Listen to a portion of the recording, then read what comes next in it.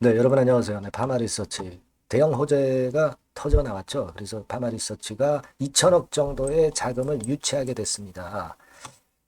자, 이 2천억 정도 자금을 유치했다고 한다면은 지금 이제 파마 리서치의 현금, 유동성 현금 구조는 엄청나게 좋아지죠. 네, 여러분들이 항상 이거 확인을 하셔야 됩니다. 재무제표에서요. 유동자산에서 유동금융자산 1255억 정도 있죠. 그리고 현금성 자산 951억 있어요. 그러니까 대개 한 2200억 정도의 단기적으로 현금으로 바꿀 수 있는 그런 자산이 있는데 되게 그 정도 범위였죠. 최근에 그 보면. 근데 여기다가 2천억이 들어오게 되면은 어떻게 됩니까?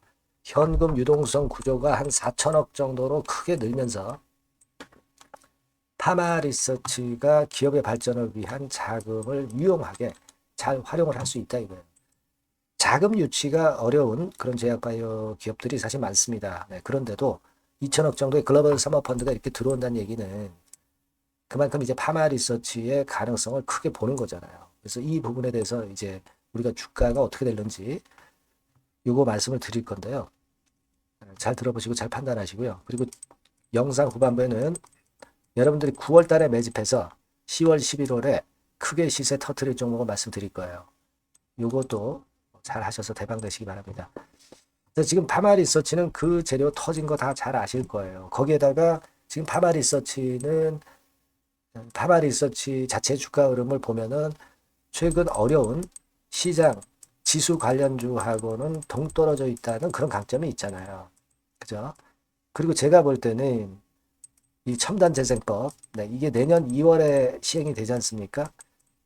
근데 지금 파마 리서치 같은 경우가 사실 재생바이오 전문 제약회사이기 때문에 네, 이 부분도 간접적으로 좀 도움이 되지 않겠나 하는 생각도 하고 있고요.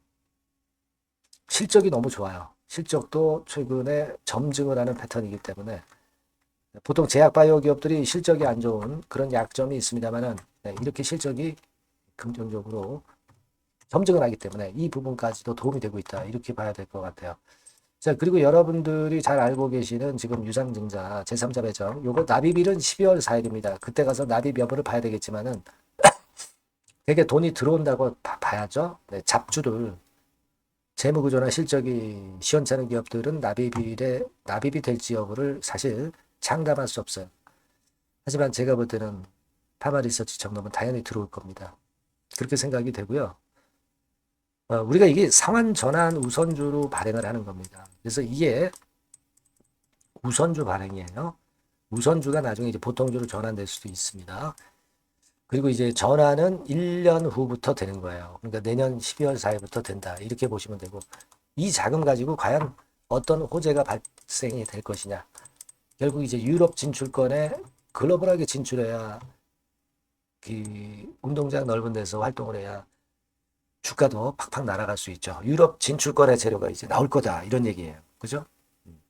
그리고 다른 기업 M&A 할 겁니다. 자, 요 두 가지가 핵심이에요. 자, 죄송합니다. 그래서 요런 거의 재료들이 앞으로 줄줄이 나올 거란 말이에요. 그러니까 우리가 크게 기대를 하게 되는 상황입니다. 근데 지금 수급을 보면은 외인들은 조금 일부 그 최근에 매도를 약간씩은 하고 있죠. 한 8월 말부터는 매수하다가 빨간선입니다. 약간 이제 순매도 위주로 가고 있는데 이게 팔고 떠나는 패턴이라기보다는 일부 차익 실현 정도 하는 정도 그렇게 볼 수 있습니다. 지금은요. 근데 우리가 유념할 것은 장밋빛 재료들이 많이 나왔고 실제로 돈 들어오는 것에 대한 기대는 있어요. 근데 주가 자체가 여기서 또 호재가 노출돼서 이렇게 흔들었다가 이렇게 뭐 간다거나 막 1번 패턴이 될 수도 있고요. 뭐 그냥 치고 가는 2번 패턴이 될 수도 있고 조정폭이 뭐 깊을 수도 있죠. 뭐 여러 가지 경우의 수가 있는데 자 우리가 지금은 1번이냐 2번이냐 이거를 우리가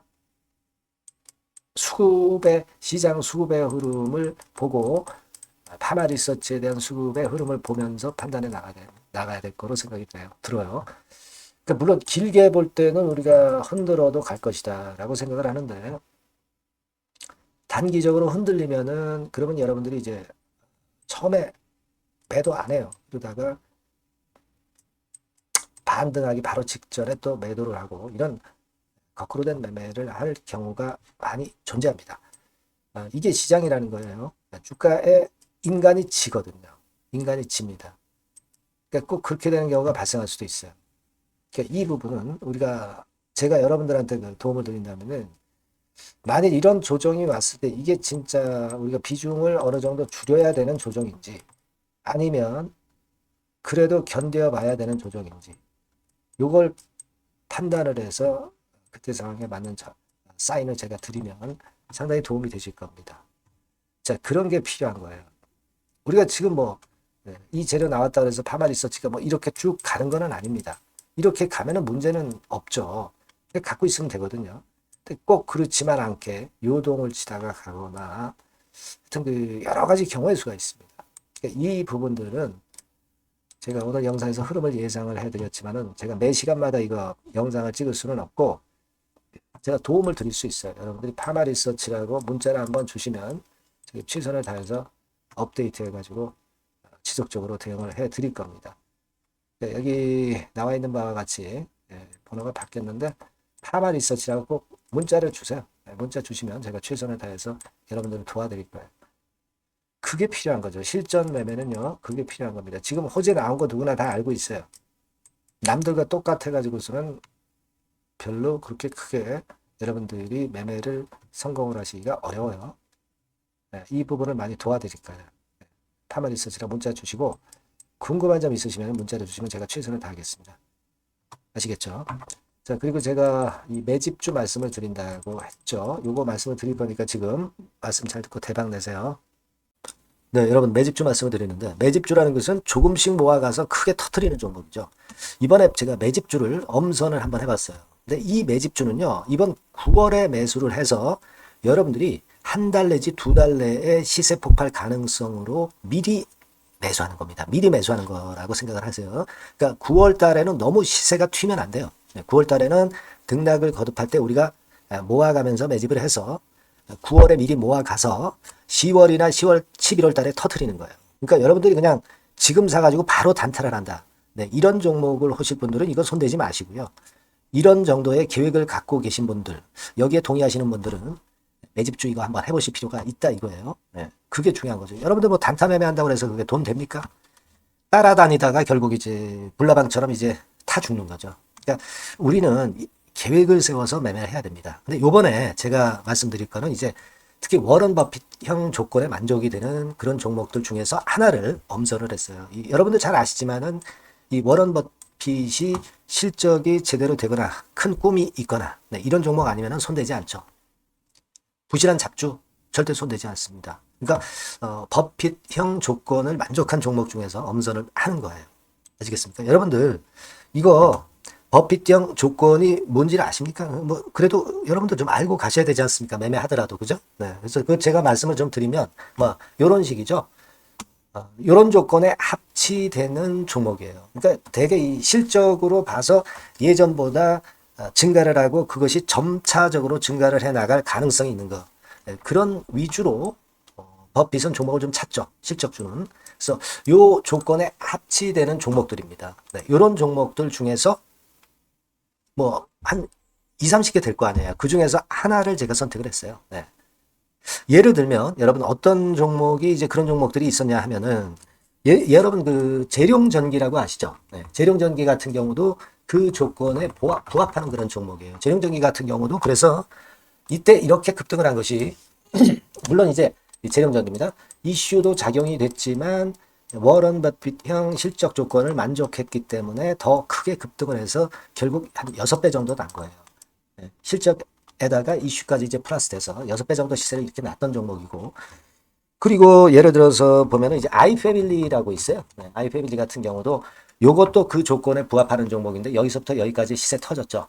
물론 이제 이슈도 가미가 됐지만 결국 그런 식으로 해서 한 서너 배 정도 시세를 냈던 것이 바로 아이패밀리스. 그죠? 네. 그리고 또 하나 예를 들면 여러분들 그 화장품주 중에서 클래시스라고 있죠. 클래시스 같은 경우도 궁극적으로 화장품주 이제 올랐다기보다 화장품주 섹터에 오름세 영향을 받았다기보다는 여기서 이렇게 오른 것은 단독적인 시세를 낸 거죠. 네, 이게 아까 말씀드린 워런 버핏형 조건에 합치되는 종목이기 때문에 이런 큰 시세를 낸 거예요. 아시겠습니까? 네.